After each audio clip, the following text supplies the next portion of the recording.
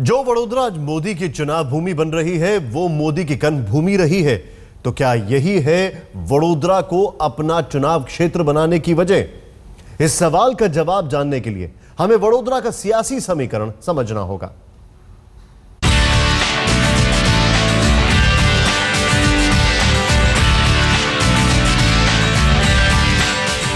वडोदरा में नरेंद्र मोदी का सियासी उदय बात 2014 की चुनाव भूमि बनने से बरसों पहले की है और इसकी गवाह है आरएसएस का ये दफ्तर।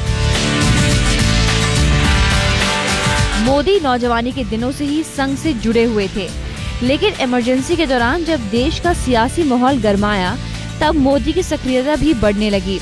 इमरजेंसी के बाद अगले कई साल तक संघ का ये दफ्तर मोदी का अस्थायी निवास बना रहा। नरेंद्र भाई यहाँ करीब 79-80 से लेकर 83 तक रहे और यहाँ महानगर में घर घर जाना, कार्यकर्ताओं से मिलना, उनके सुख दुख में सहभागी होना, कार्यकर्ताओं को प्रोत्साहित करना, नए नए विज़न, नया नया विचार देना और जिसमें जो क्षमता है उसको विकसित करते आगे बढ़ाना, ये उनकी कार्यशैली रही। इमरजेंसी के समय में करीब करीब वो पूरे गुजरात का जो क्षेत्र है वो अंडरग्राउंड रह के कार्य का संकलन करते हैं। लेकिन वो बात पुरानी हो चुकी है और ये मोदी भी जानते हैं। सिर्फ संघ कनेक्शन की बदौलत वडोदरा का चुनावी मैदान नहीं मारा जा सकता है।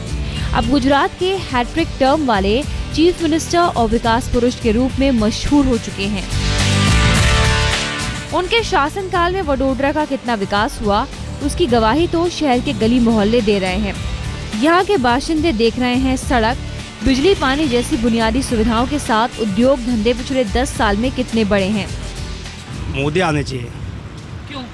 वो तो अच्छे है ना, देश अपने बॉर्डर के गुजरात के लिए अच्छे है, सब सुविधा सब अच्छी की है उन्होंने, तो वही आने चाहिए। उन्हें बहुत विकास किया है बॉर्डर में, ब्रिज भी सब बनाए, रोड भी अच्छे बनाए सब। मुझे तो लगा ये बहुत अच्छी बात है कि मोदी जी बड़ौदा से, वो भी ये हमारे बड़ौदा के लिए बहुत गर्व की बात है कि जो प्राइम मिनिस्टर बनने वाले हैं वो बड़ौदा में इतना विश्वास रखते हैं और नो डाउट उनके साथ तो मेजॉरिटी होगी ही। वडोदरा में विकास की बात मोदी को बताने की जरूरत नहीं, साधने की जरूरत है तो सिर्फ जीत के समीकरणों की। एक नजर डालते हैं इस आंकड़े पर। कुल मतदाता हैं 14,75,000।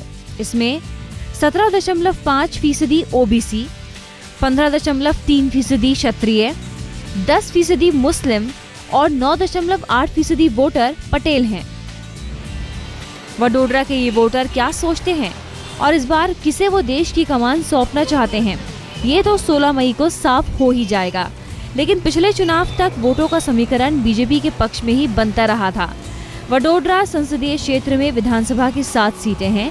इनमें से 6 सीटों पर बीजेपी के विधायक हैं, जबकि 1 सीट पर निर्दलीय उम्मीदवार जीता था, वो भी अब बीजेपी के लिए काम करता है।